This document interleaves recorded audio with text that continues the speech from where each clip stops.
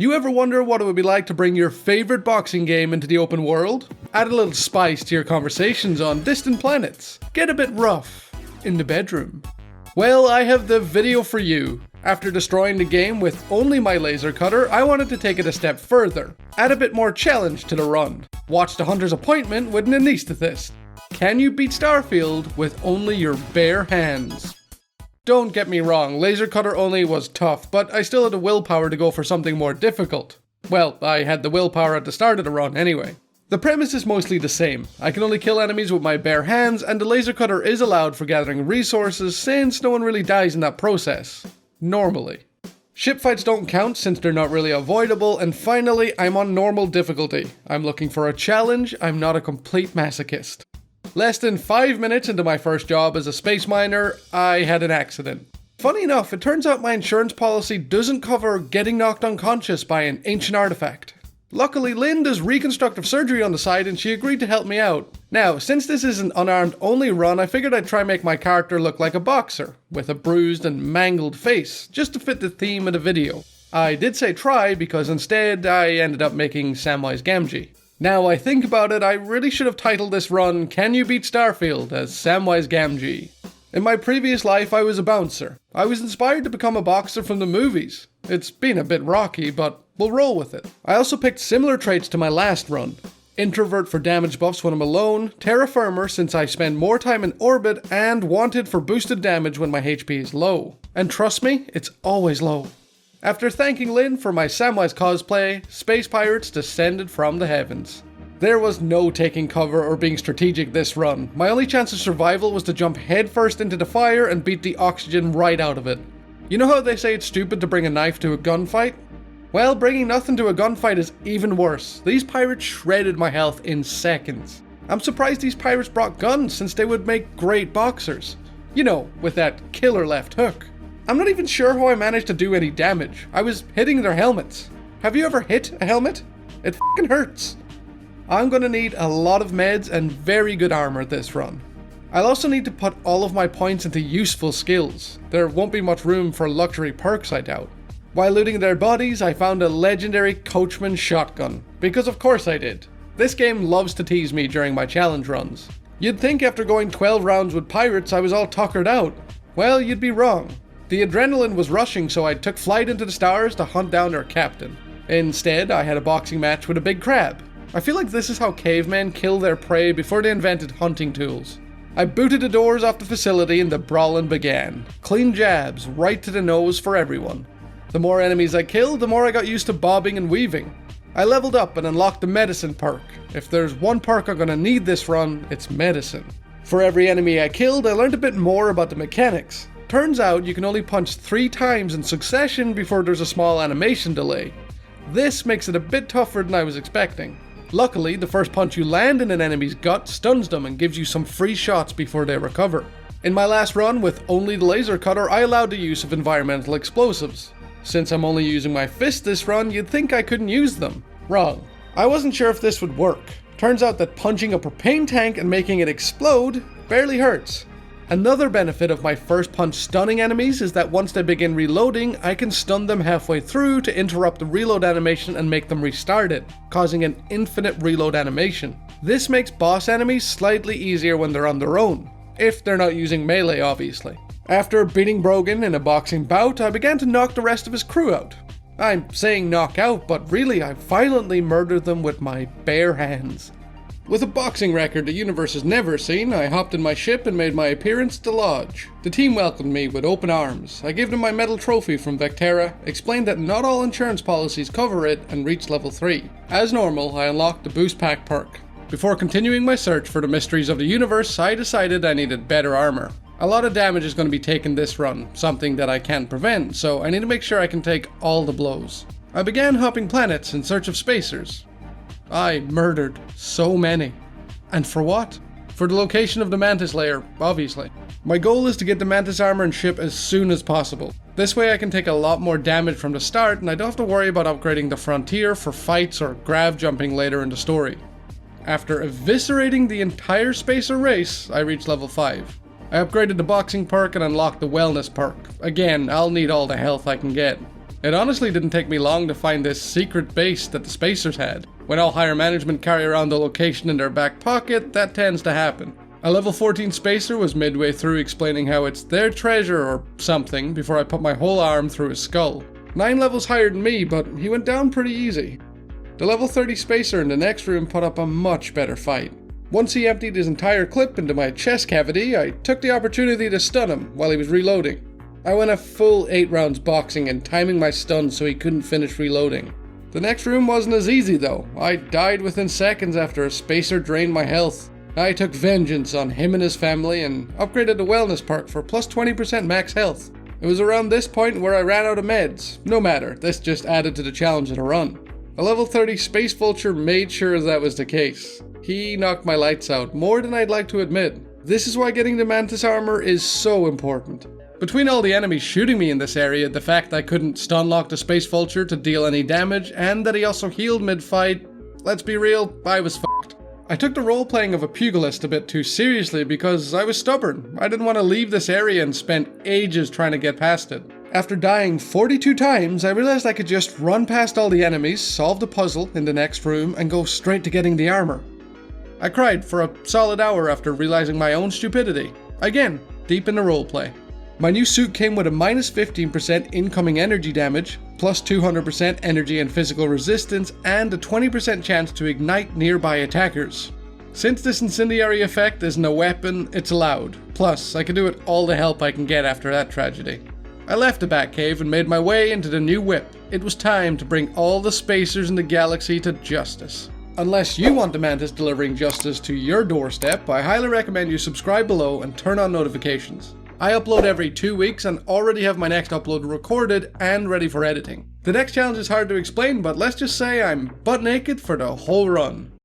Whole run. You'll have to see it for yourself. So if you're enjoying this video, then subscribe below and let me know your scorecard so far for this video in the comments. Now that I've lived out my comic book dream, we can get back to the main quest line. Sarah's UC contact sent us on a date across the galaxies in search of a man named Mora. I had to pay the bartender for information on Mora during this quest since my character is a big stupid brute. The most uncharismatic f*** ever. When I was looking for the secret outpost note that the Spacers had earlier, I landed at the Nova Galactic Star Yard.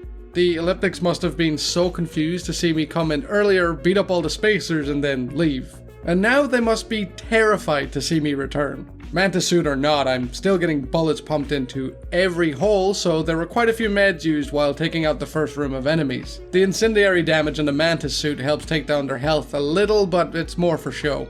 What's cooler than punching through space helmets to murder your enemies? Punching through space helmets while they're on fire. I cleared all the hijackers off Mora's ship, which was orbiting Neptune, took the artifact from him, and journeyed back to the lodge. I reached level 8, upgraded the wellness perk to level 3 and the medic perk to level 2. During the Back to Vectera mission while I was rescuing Barrett, I realized how challenging turrets are going to be this run. These ones weren't even mounted up high or anything, but I'm still right in their vision punching the fuck out of them. They can't miss me. The last person Barrett expected to rescue him was the Rook, with no weapons. Barrett must have been disappointed and impressed, seeing the Rook run in throwing hands about the place like John Wick, magically igniting Matsura and his friends. I doubt Barrett's disappointment lasted long after seeing me fist Matsura and the boys so hard. With our damsel Barrett safe and sound inside the HQ, Vlad asked me to go track down another member of Constellation and gather some artifacts. Andreja was in an abandoned mine on Tau Ceti and she was still shooting those damned Varun zealots. I wonder if she just sits there shooting for the entire playthrough until you meet her. I finally managed to beat up enough Spacers to reach level 9 and unlock rank 3 of the boxing perk. This gives me an extra 75% more damage per hit. Now, all I have to do is murder 100 more people for rank 4. I'm not complaining though because that upgrade was worth it. I hit a man so fucking hard that he exploded. It happened a few moments later too. You get both first and third person angles of this masterpiece in action.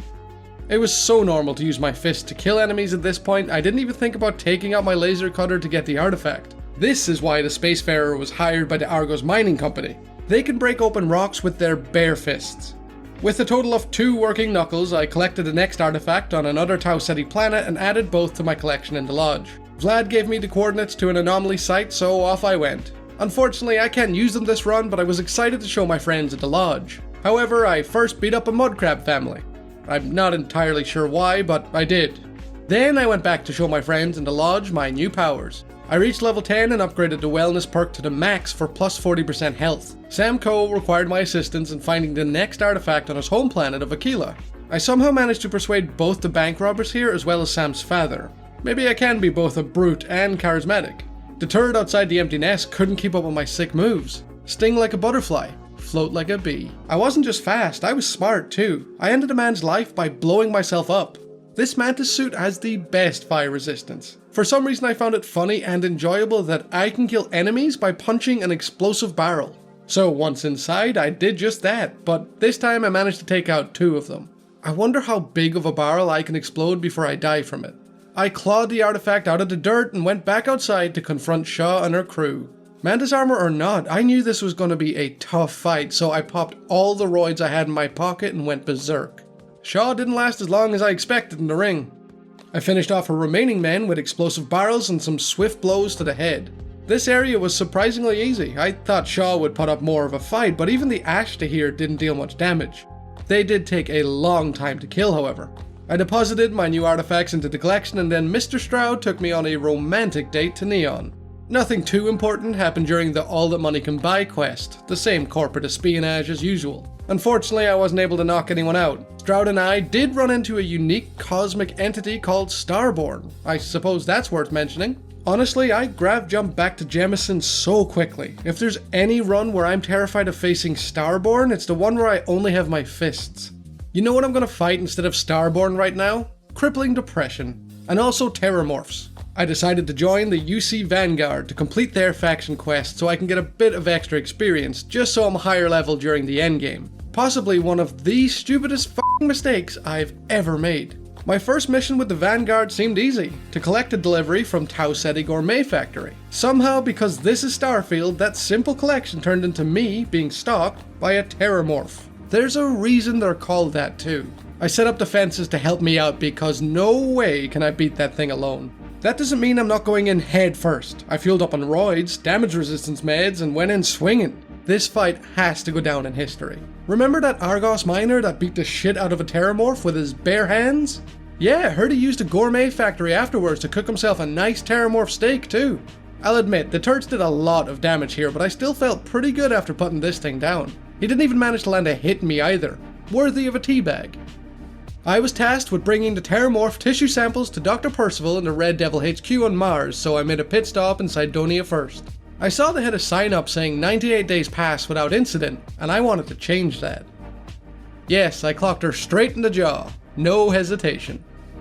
After my hit and run in Cydonia, I made my way to the Red Devil HQ. I thought I'd be able to kill a spacer or two and just run inside without them following me. Nope. Spacers started flooding through the door and an epic brawl broke out.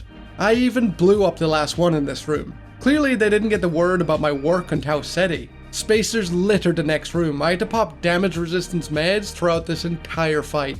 It didn't get any easier going forward either. I killed so many spacers in both areas that I now only had 50 kills left to fully upgrade the boxing perk. Once I concluded experimenting with my fire resistance on another explosive barrel, I met Percival and gave him the Terramorph sample. After analyzing it, Percival and I went to Jemison to convince the cabinet to give us access to some old archives. Mid-conversation, we were attacked by Terramorphs. Who better to help than the guy that single-handedly beat one to death? Terramorphs hijacked the brains of a few civilians down on the bottom floor.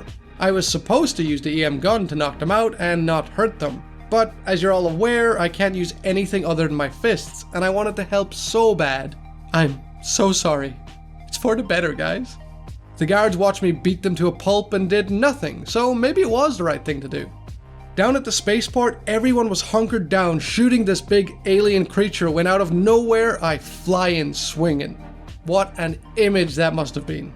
Karma came to me quick for killing the civvies earlier because these Terramorphs were absolute meat shields. Between all the security guards shooting, Hadrian, and my Fists of Fury, it took a solid 4 minutes to take it down.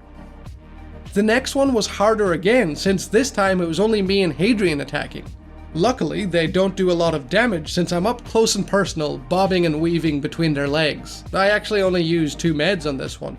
After saving Jemison with my bare hands, I had a lot of convincing and talking to do with the cabinet to give us access to the archive so we could put an end to the Terramorph race for once. Finally, after spending ages convincing people and getting the data, McIntyre glitched through the floor, right as I was about to hand her the most important data she's ever laid her hands on. She glitched so hard that the game said, "Fuck that, just give the data to Hadrian instead." Some dead guy wanted me to go capture another guy who killed himself, so I brought the proof of the dead guy back to the dead guy. Yeah. On my way to find Kaiser to reunite the old research team, I was attacked by spacers, who realized what ship I was driving, crapped their pants, and grav-jumped away. See, I knew the Mantis ship would be a great investment. While searching nearer for Kaiser, I came across some even bigger environmental explosives and I just had to. They were staring at me, begging me to blow them up. After repairing Kaiser, we decided to go hunt down an alien creature called U-99 before heading back to the base. I knew this would be tough when the first enemy I faced was a level 34 arc-wielding ecliptic. Kaiser died on me more than once and left me to do all the legwork. Again, worthy of a teabag. The old research team and I went to Londinian to learn more about the Terramorphs and how to stop them. It was more of a SEAL Team 6 mission than a research mission. Get in, get the data, and get out. I beat up some local dinosaurs with Hayden and Kaiser, upgraded the medicine perk to level 3 and then found my first Terramorph. I spent over 5 minutes real time punching this guy's head in. This already cost me all of my normal meds before I even took 1 bar of his health off. After seeing Hadrian dead on the floor, I threw in the towel and said, "F it, I'll just run to the next objective." Nope, turns out I have to kill both Terramorphs in this area. Once Kaiser also went down, I decided to reload my save and take another approach at killing them. Plan number 2 was to take the aggro so that Kaiser and Hayden would kill them, but that didn't work.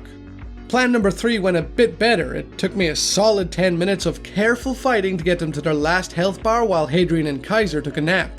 I was out of meds and halfway across the area by now, which worked wonders actually, because as I got further from my teammates, they woke up from their beauty sleeps. If it weren't for Kaiser and Hayden helping here, I wouldn't have stood a chance at all. Most certainly worthy of a teabag. Now I really understand the importance of meds, and I don't think that's the last Terramorph I'll be fighting. I fast traveled all around the universe doing the biggest med run in Starfield history. I love how I traveled across the literal universe and was away for who knows how long, yet my team are completely fine with that. After fighting our way to the spaceport, it was time to take on the final sample, the level 44 Terramorph anomaly. The Terramorphs I faced in the last area were arguably more difficult.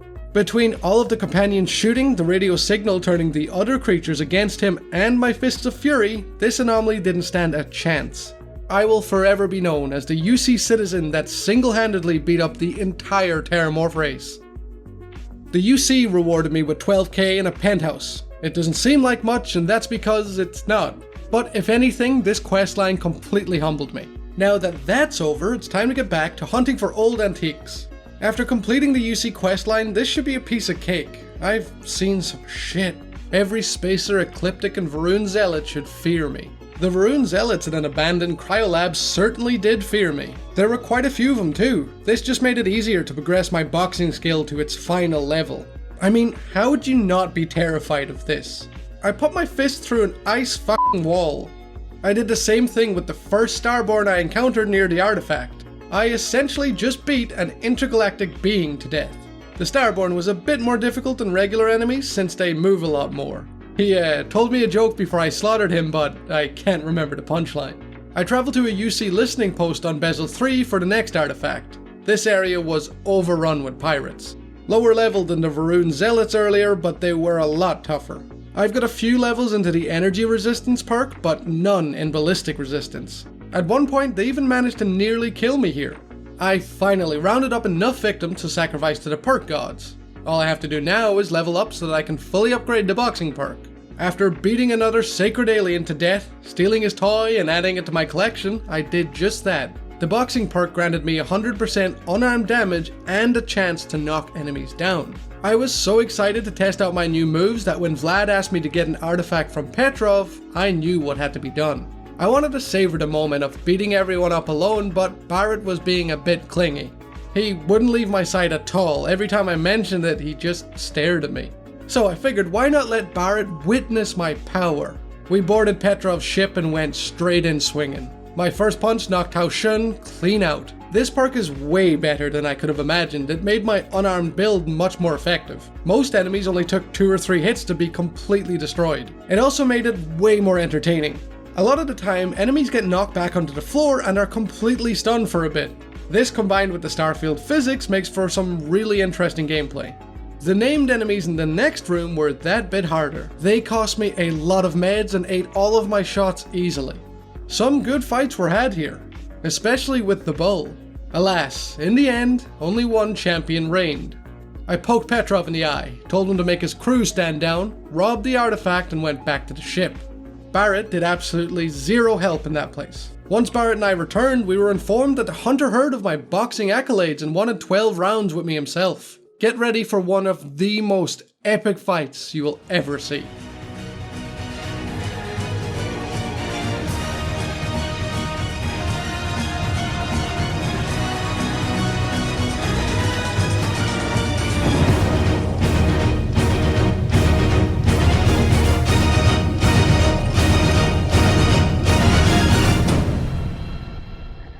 We pounded all across the lodge. We pounded on the chair, across the tables, we even pounded in the bed.